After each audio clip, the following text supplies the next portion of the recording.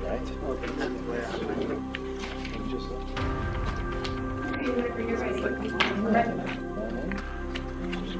Call to order Health and Recreation. We just have one item on the agenda, the discussion for Simon's Park Disc Golf. This was on the agenda a couple of weeks ago, and Mr. Kozier requested to hear from the disc golf group that wants to actually to input the course. So we have Kenji here, if you could step up there. Well, what's how you doing? That way. Yeah. You need the mic for the TV.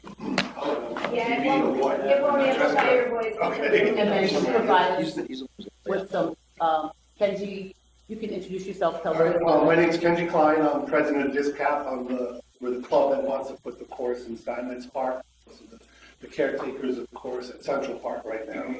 I brought a map for you guys to take a peek at. If you're a few copies here, if you want to see, this is just my preliminary design for the course. I'm happy to answer any questions. We'll start. Oh, this was.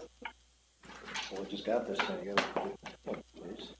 So while you're having a look at that, Mr. Kozier, and I'm not sure if anyone else has questions regarding the, how it would go into the park, and additionally, if there would be a cost associated with it. So there's no cost to the city. There is no cost to the city. We plan on fundraising the entire project, estimated probably about roughly $20,000 for the complete project, start to finish. And additionally, there was, I mentioned that there was support from the Recreation Advisory Commission, so I have copies of the letter for everyone, letter of support from Rich Paterni. I have one in my mailbox. So you had one, you had one in your mailbox, okay, excellent. I did, yeah. You got one? John, you go. Okay.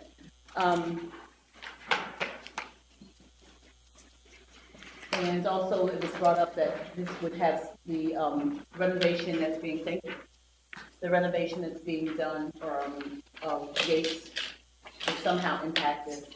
And I spoke with a couple of people, Richard Hominick, first of all, who is from SMHA, and also from Barbara Nelson, who's from TRIP, who is from Troy, that's doing the project. And there's no renovation plan at all in Steinmetz Park. First of all, if there were to be, it's a city park, and they would have had to contact the city, so that's not going to happen as part of that project. The only thing that they're all talking about in terms of that project is connecting, making a walking path from Youth Village in through the park so that it gets connected, but there'll be no changes in the park whatsoever. So that's not a concern. And the other major part was that this was not originally part of the 2020 plan for the parks, but Mr. Wong was here, and we did have discussion that, the 2020 plan, a lot of what's supposed to be in there hasn't been done. So this basically would be just doing an amendment to that, or even an addendum to that, to just be able to put the course in. And also, what about the course and about disc golf in general? If anything comes into that wants to utilize some of the area, it's easily changed. It doesn't take a lot of effort to reroute the course different or in an area you guys want to use. Ms. Peraza? Well, I can say that when Mr. Hoffman first came in many years ago to propose the Central Park disc golf course, I was like, I'm not sure how popular this is going to be, but okay, certainly no harm done. And every single time I'm walking the park, there are multitudes of people playing. So, if you build it, they will come. So it would be great, positive traffic into Steinmetz Park. I see that Camille is here. I would assume the neighborhood association is in favor of Absolutely. the disc Talked with golf. Camille for a number of years on So- projects, so I can make sure I don't Yeah. have any problem. Great. So I think it's wonderful.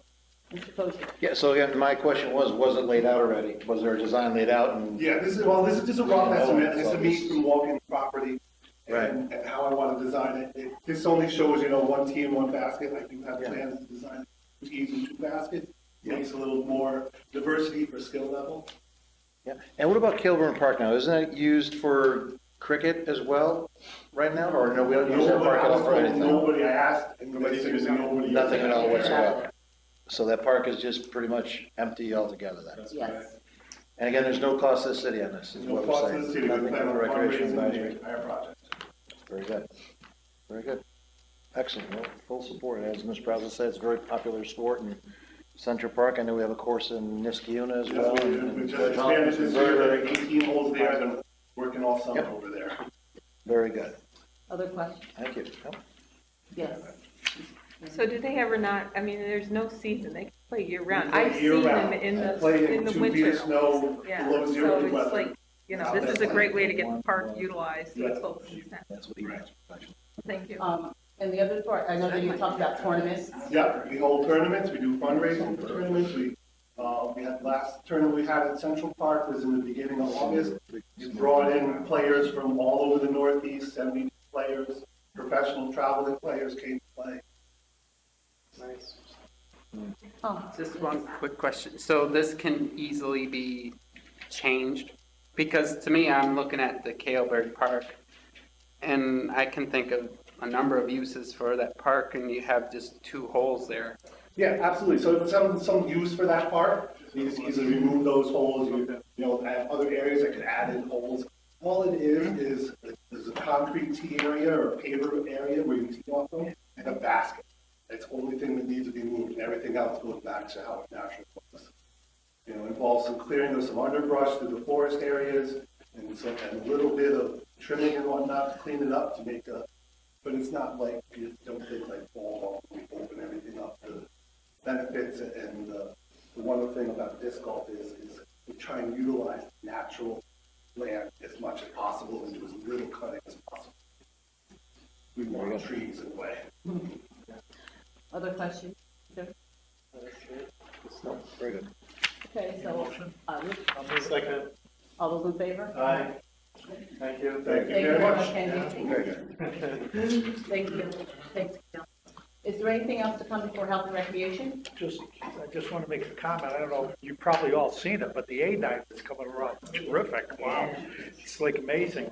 So if you haven't been up to see it, you want to see it because it looks really good. And I'm glad it's coming along this fast, so I just wanted to say that. Absolutely. It looks really good. And what they did with did you see the dirt? Yeah. It's brown astroturf, so it looks like. Yeah, it looks like dirt. Yeah, so that's cool. All right. Thank you. Make a Anything motion else? to adjourn. Second.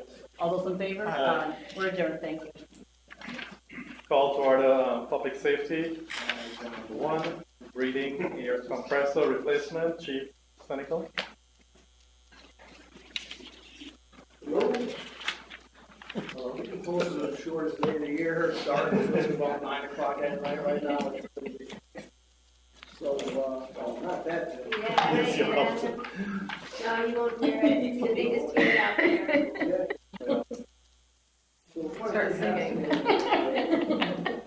Okay, so we're here to talk about, our, breathing air, breathing apparatus, compressed air for, where we're with flare on a power back to get to oxygen, compressed air.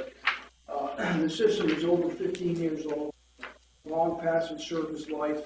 It was designed, in early 2000 for 4,000 pounds of breathing air per bottle. It was made to accommodate our 4,500 pounds later, decades ago.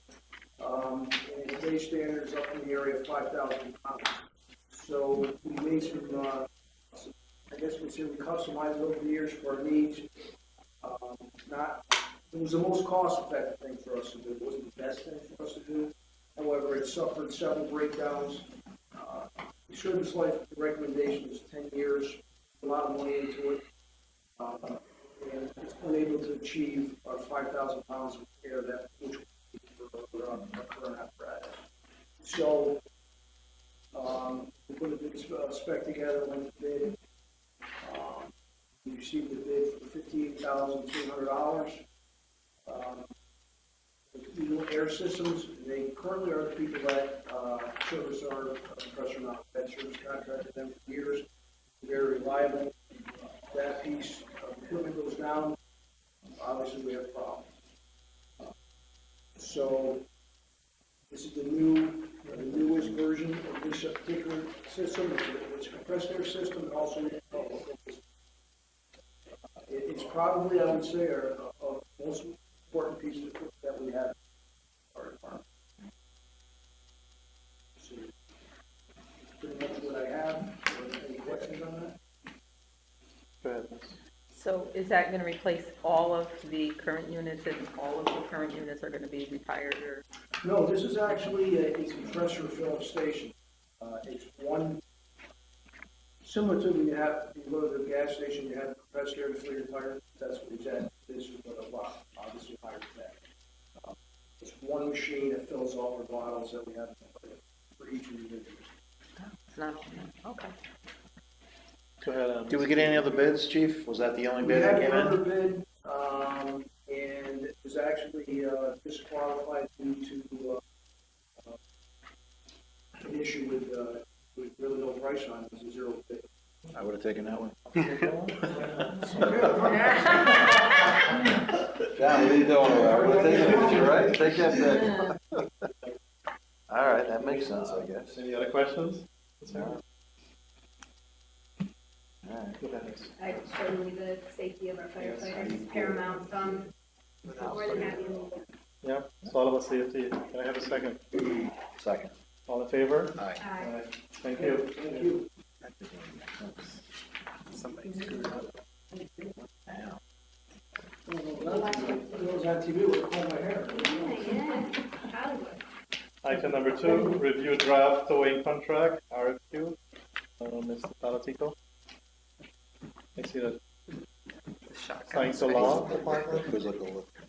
I don't know why that's assigned to law. We gave you the copy of it. If there were additions, changes, modifications that you wanted, I think my understanding was today was the day that you would provide that information.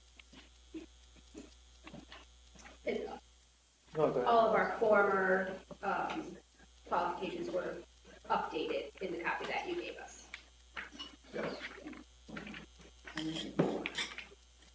So what's the next step in the process? So what the mayor was looking for is the council to say they were okay with it, and then we put it out.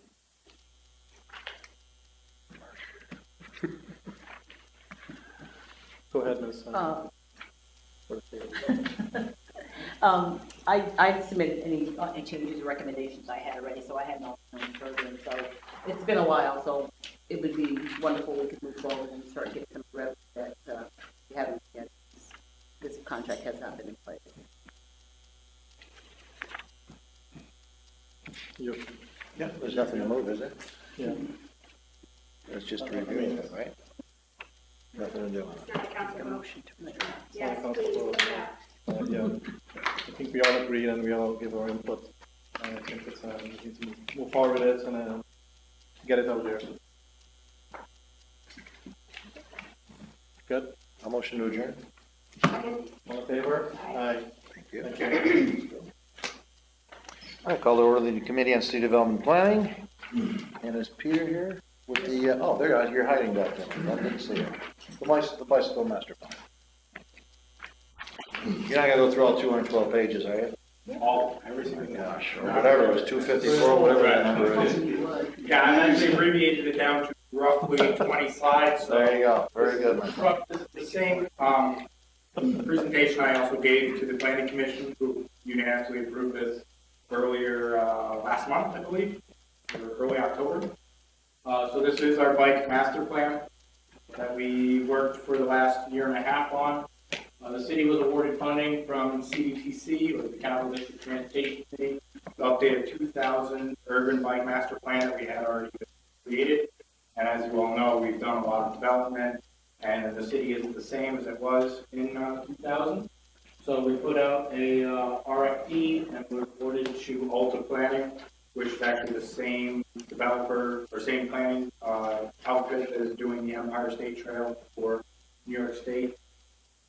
We use planning documents to embrace the growing multimodal transportation methods. And we had multiple public and stakeholder meetings. Those stakeholder meetings included big businesses in the area, Price Chopper, GE, MVP, stuff like that. And we had one public stakeholder meeting at the library last June, this June. And then we also had a public information meeting at a Green Market in May of 2016 when this first kicked off to get people's ideas and thoughts on where bike infrastructure should go.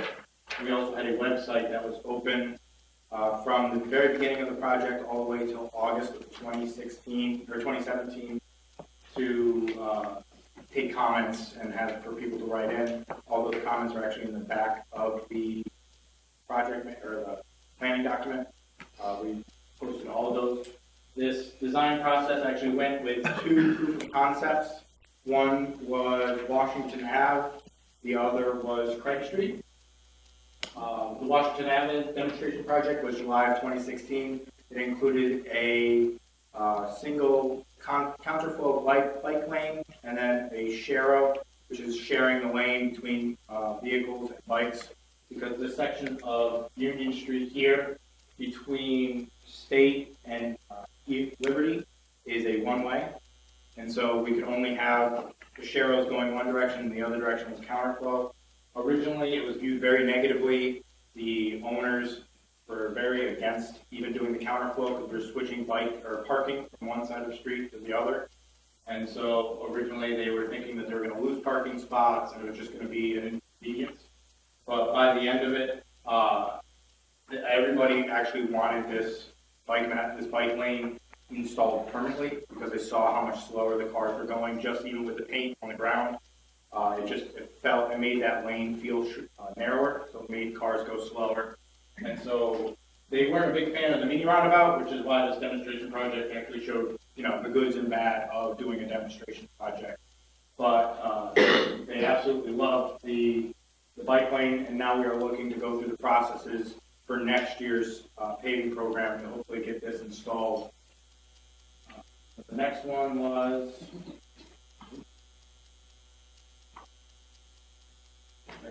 No batteries.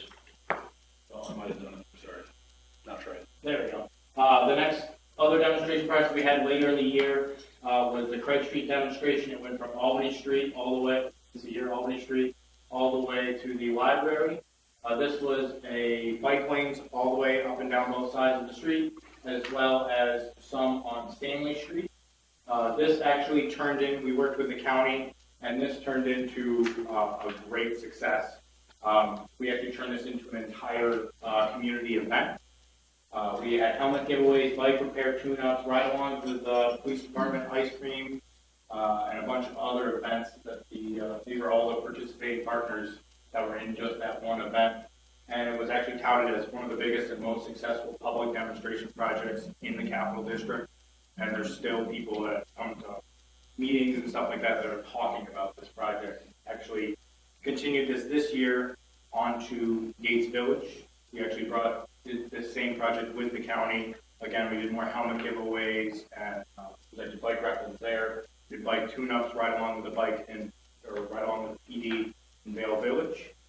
And so this is just something that we wanted to, once we saw how much of a success it was, we wanted to move forward with it and just keep this going and maybe just go to different communities, make sure that everybody is getting a fair shake. This whole plan is broken into 3 different phases, which the way to kind of look at the 3 phases is not really yearly, but how hard it is to complete tasks. Phase 1 is what we call the low-hanging fruits, the easy things that can get done. Phase 2 is a little more complicated. You usually have to involve some other, either municipality or maybe the road needs to be widened. And then phase 3 are the very intricate, where you're actually dealing with maybe New York State DOT or the railroad or some other issues where we think that it will take a long time, or we're just using it to close out a lot of other projects and other phases. And the types of work that we can have in the bike master plan, we kind of broke it out into 4 different things. One is a bike lane, which is just a dedicated lane for bikes that is next to either on-road, off-road. It can be 2 lanes or 1 lane, and it is next to the travel lane of vehicles. There's a share-up, which some of you may have seen on some of the roads that we've done. It actually is a bike symbol in the middle of the road where the bikes and the vehicles actually share the roadway. The neighborhood greenways is just a term that we have adopted to signify low-volume residential streets, where a lot of these streets are going to be getting a share-out type treatment. but they're mainly for the residents of that street and neighboring streets to get to a larger, more involved bike lanes. And then there's also the one-way bike routes like the counterflow route that I was describing on Washington Avenue. Phase one, mainly what we're looking at is closing the gaps. Like I was saying, this section of Washington Ave is actually the one section that we don't have signed or designed really well of the Mohawk Hudson Bike Trail. And so it's just like one of the last pieces that we need to do to really close out that trail. We want to work on existing projects. We have Brandywine Avenue and Grand Boulevard that were actually awarded last year that we're going to construct next year for bike lanes between Central Park and Vale Cemetery. And then also we're looking at possibly working with the county and the city of Niskayuna, or the town of Niskayuna, to put bike lanes on Grand Boulevard so that it helps them be able to get the city as well as us get up to Niskayuna.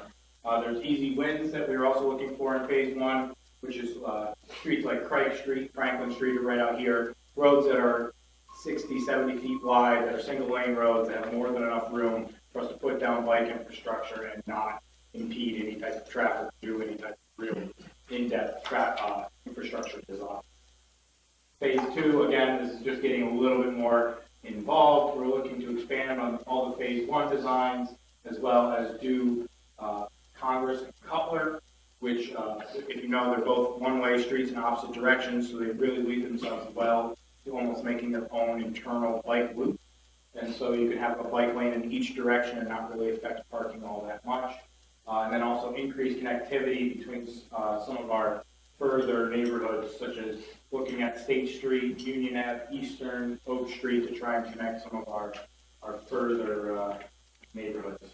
Phase three, which is, again, the hardest and kind of the most involved and longest reaching of our plans, is really close a lot of the loops or the holes that we make in phase one and two. So we're going to be including a lot of neighborhood greenways in all of our neighborhoods, as well as looking at DOT Amtrak trails, which are rail trails or highway trails, where you have a dedicated facility completely separated from either the rails or the highway. And that would take processes and permits and everything else, so those are very involved. This is also where we would connect to our neighbors like Rotterdam over off of Broadway, Niskayuna, a lot more off Balltown Road, and others. This plan, if you as you read through, you saw that it probably wasn't just paths and infrastructure on the road. It also involved other critical things that we needed, such as wayfinding signage, trail signage, supporting infrastructure, as well as policy code changes.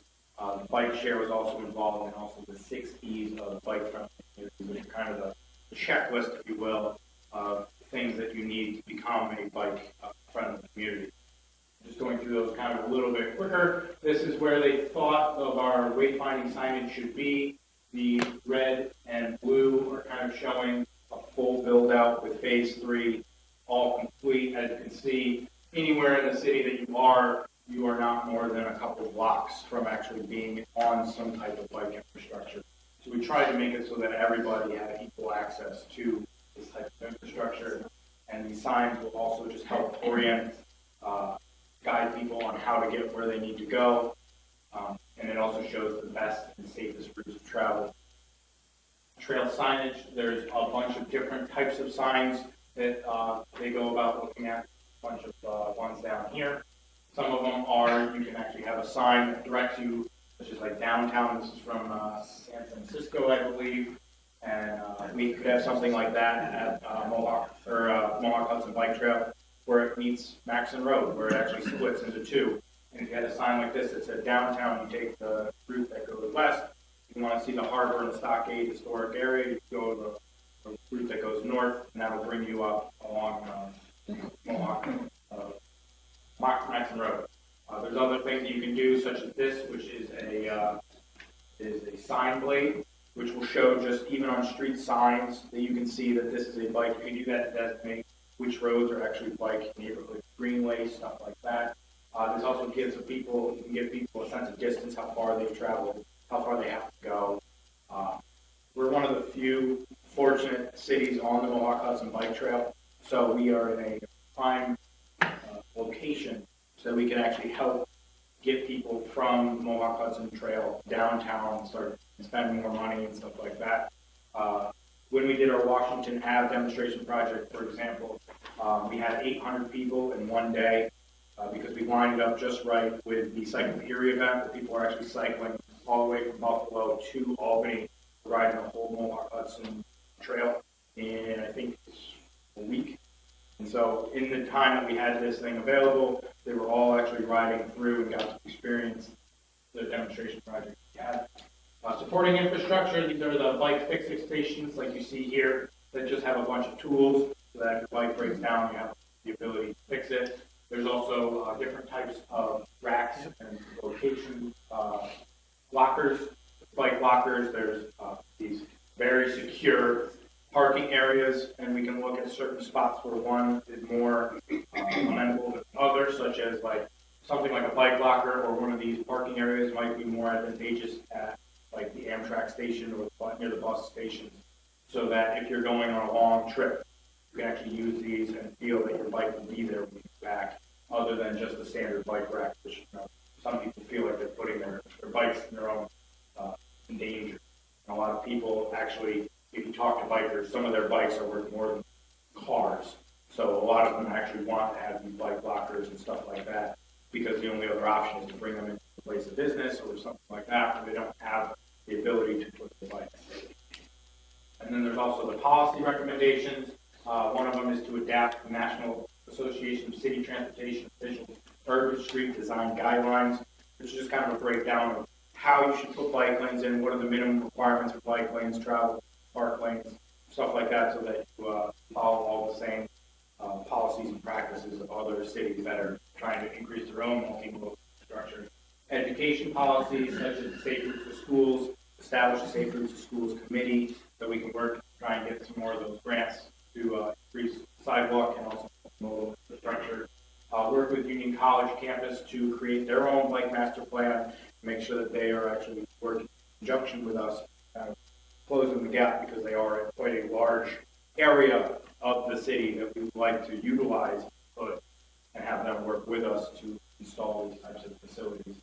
Some of the code changes that we would need is maybe including bike facilities in new construction. So when a hotel or an office is actually installed to encourage multimodal traffic, some of that would include maybe a shower or locker room facilities for employees or guests to if they biked in to take a shower or something like that.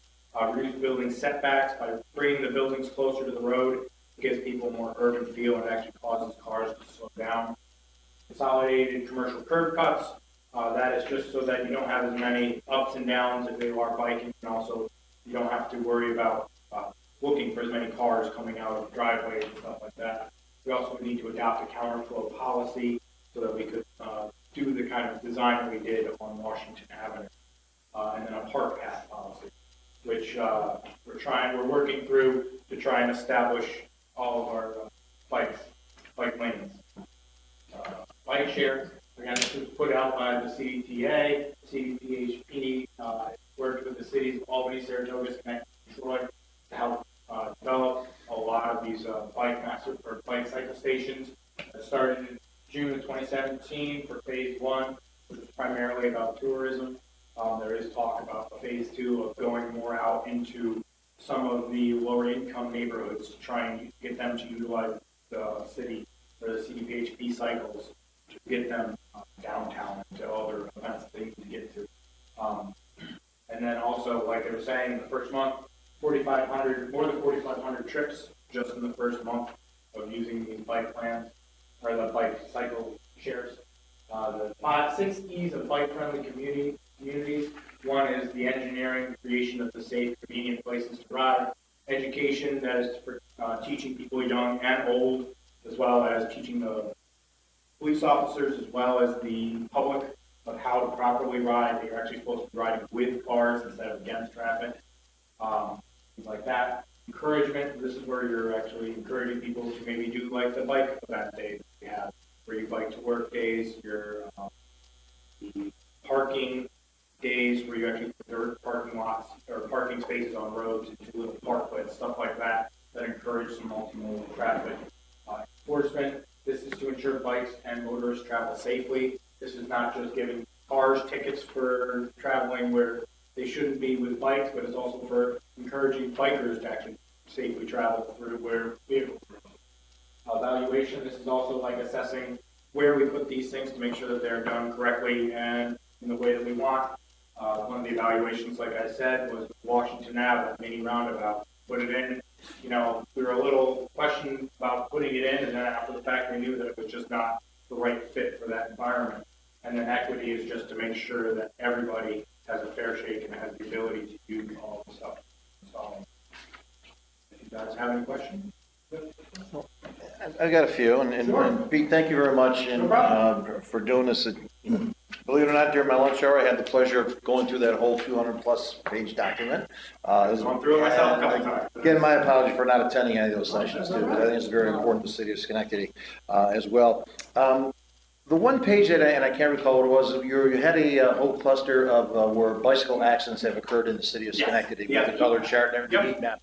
I thought that was very interesting, and you had all the statistics from the police department. But what wasn't included in those statistics were the ages of those individuals that were involved in those accidents.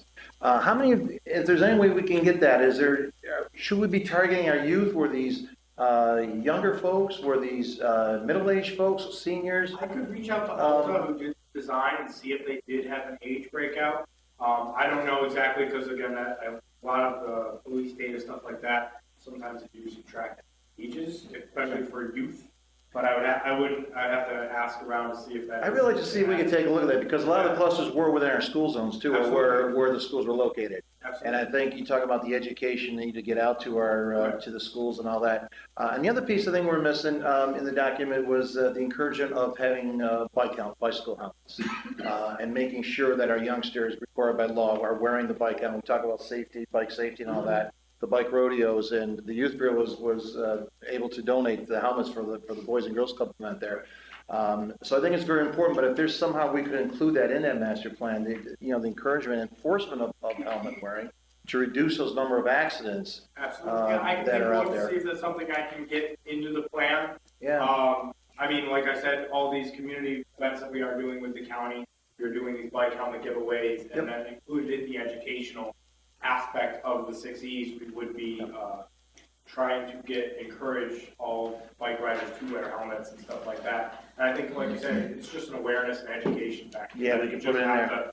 You just have to kind of drill it into everybody's head, young and old, that helmets are a law and helmets should be used. Absolutely, I think it's very important. And my last piece is the kiosk and the signage and all that. Yes. And I understand Woodlawn is is phase 3, but if you look at that, their map when you went back to it, and you click back to phase 3 there is not a single kiosk or not a single sign in the Woodlawn area at all. And of course, we have Woodlawn Park, we have the Woodlawn Preserve in that area. And you're really looking to target parks and schools and all that, but there isn't a single signage from, boy, it looks like Brandywine east. Right, you're correct. So we can look at putting something at Woodlawn Park, even at the Woodlawn Park, Right. the preserve is right down below there. It's the Right. furthest point south. But again, Something you can look into to try and get at least some type of wayfinding kiosk, just to allow people or point people in the direction of the park. yeah, because that preserve is now bikeable, is Right. drivable too with bikes, because they've got it paved and everything. So it'd be a wonderful opportunity for folks to Yes, get through that absolutely. preserve. And now make Janet Chen very happy as well. And the good thing about it is, with it being phase 3, Right. our ultimate goal is to do some type of update to this plan every 10 years Sure. ish, trying to keep ourselves up on, what is actually developing in this community. We wouldn't have, 2 years ago, we may not have seen that there was going to be this gigantic Mohawk Harbor site, up on the northern part of the city. We might not have looked at putting a kiosk up here. So with this being phase 3, we could also look at that as, with the Mohawk, I know with the park, Preserve. now the preserve being moved as part of the Schenectady push, maybe we can look and going some of those avenues to try and get some. But again, commend your entire committee there. You guys did Thank you stellar very much. jobs. Mr. Bowman.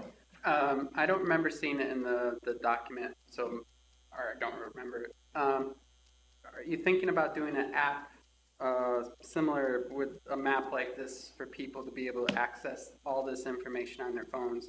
And if not, I think you should. I mean, that would be something that I would have to work through. Either I'd have to get a grant or I'd have to talk to our IT department, see if that's something we can create, maybe put on the city website. And maybe we can do it through some type of smart cities coalition or something like that. But we did not look at an app, mainly because this was primarily focusing on getting just the infrastructure down. We don't have, our biking infrastructure is so limited that we really want to just close all these loops that we have, like the Vale. Well, if you Vale go back Trail to in the Central Park. sign slide, no, one the other direction maybe. Yeah, so like that kind of stuff, Yep. that would be useful on an app in my. Oh, absolutely. Yeah, so. And we were looking at, a lot of the, like, there's actually a Sorry, kiosk. I'm having trouble understanding right now. That came from all of us. Right.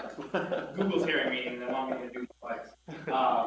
But there is actually a kiosk at SCCC where State and Washington is, that is just an underutilized kiosk where we could put these types of bike maps, route maps in, and also show, if you go onto Union Street, Van Dyke is right down the road, or, Center Street is down there as well, Proctor's is on State Street, just try and push bikes to these types of facilities that we have. Well, that's one of the things when we get the smart city stuff in, and that's part of the revenue Right. piece. Start charging some of the restaurants and bars a small fee to include on the map when you're driving around on your bicycle, or you're 500 feet from here, here's some specials. So that's something to And look with into. that bike map app, mind, just thinking about it and talking out loud about it, I do know that there are, if you read that heat map, it was from, there is a bike app now, I want to say it's like Stevia or something like that, is the one that they use to trace where a lot of the bikers are. And so we may not want to create an app, Well, but we may want to reach out. we do want to and create then- an app because it could be a revenue generator for the city. Right. But we'd also want to be part of larger apps that people may already be using. Ms. Zita, did you have your hand up earlier? or no? The question was asked. Anybody else? No, I'm Ms. good. Morgan? Anybody else? Ms. Brazen? We're good? All right. Lots of information, lots of work. Great. Very Thank you. thorough. Looks good. Thank you. Just Thank to you. make one point. Adopting a plan like this is hard. Yeah. Right, so there's going to be, you are the council, you will hear, this is hard. Not doing this is easy. If we didn't come with this, if we didn't spend 2 years on this plan, if Pete didn't put all these hours, that's easy. Doing this is hard. So when we actually come to you and say, we're putting a bike lane on X street as phase one, and someone comes to you and say, I parked here for 45 years, now I have to park across the street. All right? The council saying, can we move the bike lane? Bikes, cut out. So just be aware, this is changing things, adopting this. And the city is changing to this. We have employees that don't own cars. We have people here that don't own cars. We have 500 more apartments here that weren't here 3 years ago. So car ownership down, biking up, city different, bike plan. According to the weather too, my friend. Well, and on the Not water, in Florida, so. in the I'm just telling you, Washington, this is, it's great to say we support this, Yeah. but to show that you support this is another thing.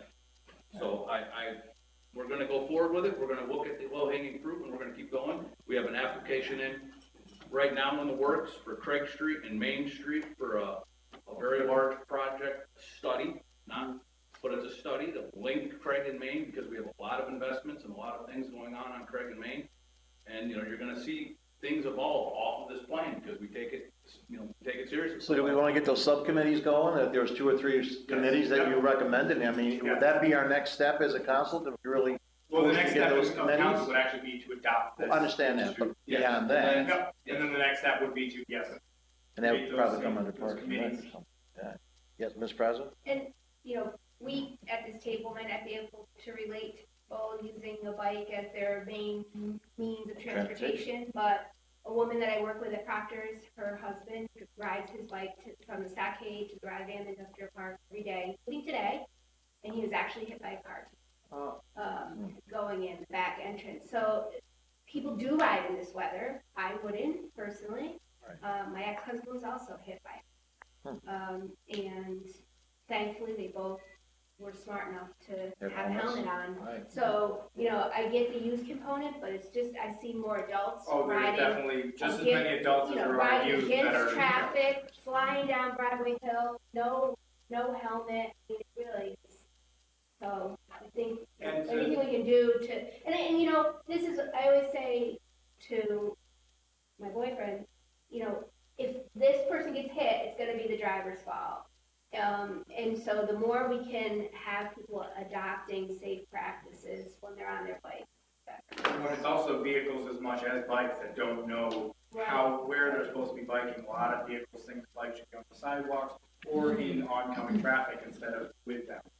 And to actually, go on to Chris's point, when we did do the Washington Street demo project, a lot of those residents were angry that we were taking the parking to the other side of the street and moving the parking just an extra 15 feet to the other side of the street, just for the same reason. I've been parking in the same spot for 40 years. Now I have to walk another 20 feet to get my groceries to my house. But by the end of it, they were all, the majority of them were actually for moving parking because they saw the advantage of having that bike. So even though someone may be against it at the beginning, they may not be against it all the way till the very end, because once they see the benefits that do come from it, a lot of their opinions may change. All right, well, very good. All right, any further questions? Again, Pete, thank you, and Chris, thank you very much as well for working on it. Appreciate it very much. All right, anything else to come further on our city development plan before we go? I'm sorry? We're adopting. We are adopting it today. That is correct. So we can Move it. Second. And Mr. Porter, all in favor, say aye. Aye. All right, thank you. And anything else to come before our committee, before we take the rest in executive session? So I need a motion to recess, Second. and all in favor, say aye. Thank you. Call to order administrative efficiency. The only item for the agenda is a ceremonial resolution honoring the Holy Trinity football squad. They've had a great season, second in the state, something that should be commended, especially after all the tough times they've had. So are there any questions? Can I have a motion? So moved. Second. All those in favor? Anything, can I have a motion to adjourn? So moved. Second. All those in favor? We are adjourned. Okay, I'll call to order the Finance Committee meeting, Finance Committee. Budget reappropriation, account, I believe Mr. Eaton is here.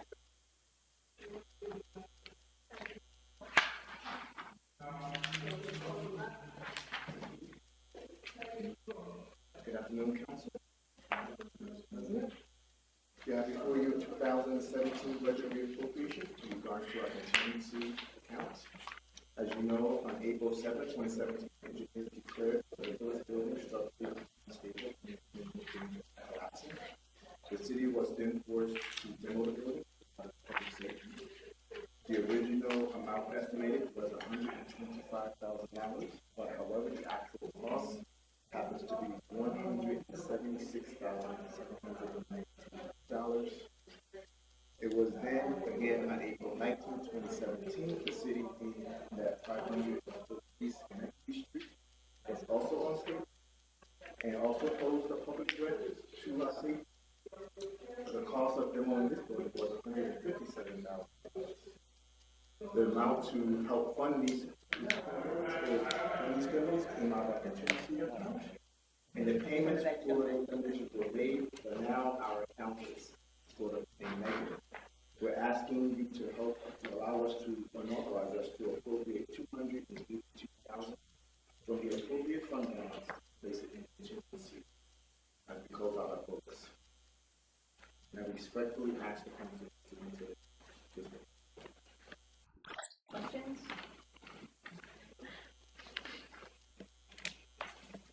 Make a motion? Second. All those in favor? Aye. Aye. Okay, and then also our ATF accrual appropriation. You have before you the 2017 budget appropriation for our ATF, American Tax Fund rules. The city settled a lawsuit with the American Tax Fund. It was in January of 2017. The city council passed a resolution authorizing a payment of $1.8 million to be paid over the year period. The city has set aside in the 2017 early budget process 1/3 of that payment, and that was for the 2017 payment. I respectfully ask and recommend that the city accept this proposal for you, which is the 2017 budget year appropriation, to settle the current American tax fund for the 2018 payment and to help us set up a reserve for 2019 and authorize us to pay the final payment in 2019. Both payments will be $583,334. This will help us in compliance with our auditors and the governmental accounting standards. Questions? Make a motion? Second. All those in favor? Aye. Thank you. Okay, thank you, Mr. Eaton. And then we just have final review for the Upper Union Street proposed 2018 budget. Any questions on that? No, I need that.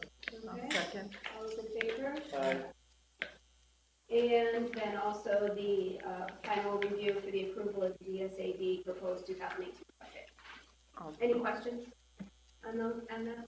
No? I'll make a motion. Moved by Second. Mrs. Guzman, seconded by Mr. Barron. All those in favor? Aye.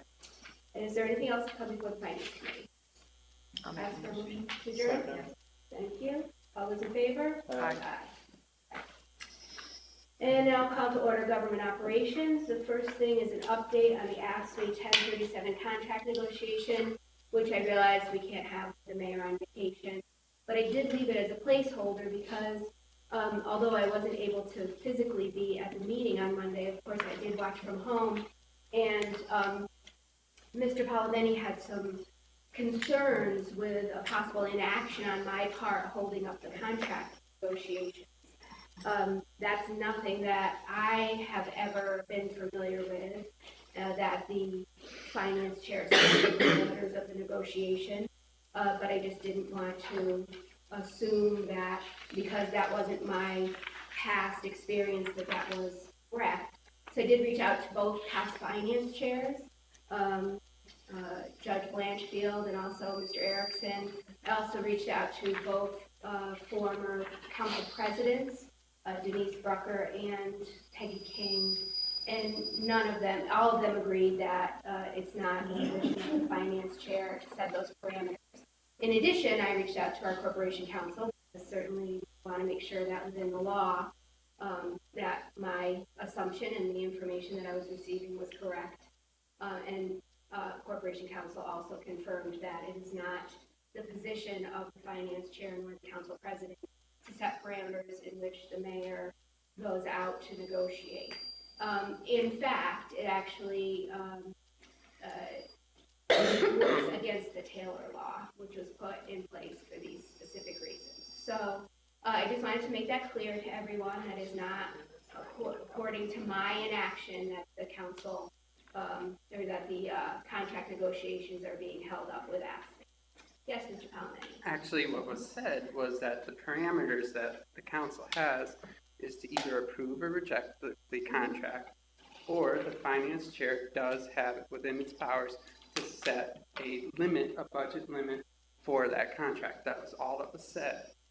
You just completely took and ran with it completely a different direction than what was intended. So that's on you. I just watched the replay of the meeting this morning so that I could remember it specifically. So that is certainly loud and clear what I heard. So I just want the public to be aware so that they understand how that works. Well, let's just be clear. The finance chair, the finance committee does have the authority with the council to set a limit as far as what the contract can go, as far as under the budgetary parameters. That's what was said. Right, and corporation counsel finds that absolutely nowhere within the city code. In addition, the Taylor law gives that power to the mayor and then also to the council the Labor Council. It is certainly a good practice if the council feels strongly that they won't do something, that they let the mayor know so that it's within his bargaining thought process, but that is not something that. I never said it would be wise to do it. I said that was in the parameters.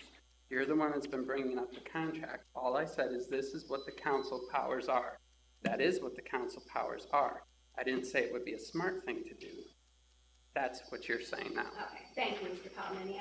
My concern is that the public has the proper information. Which you're not Going on to, unless anybody else has, Mr. Palatico? You know, I talked with the mayor via email a little bit today about this, and he just wanted the council to know he'll brief the council on contract negotiations the next meeting when he's back, and that the negotiation date to actually sit down with the union is December 4th. So the next meeting will be after that. Excellent, thank you.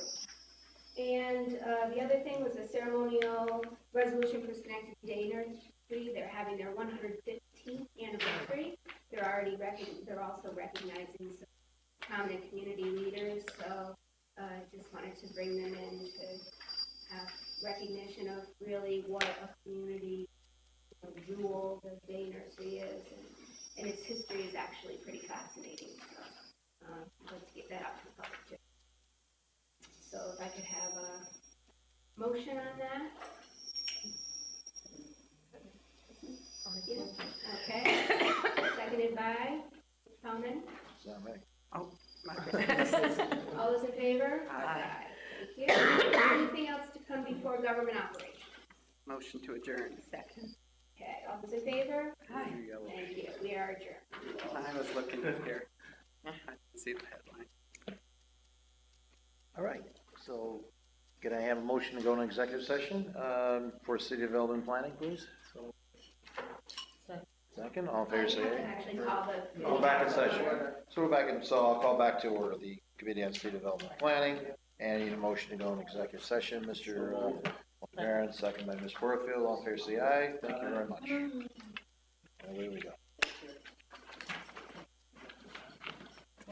Oh,